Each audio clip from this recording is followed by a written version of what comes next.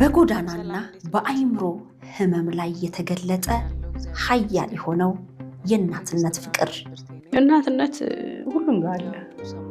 የእሷ ደግሞ ራስን አጡ ራስን መንከባከብ ትታ አእምሮ ማሰብ አቁሞ እዚህ ልክ ለልጅ መጨነቅ።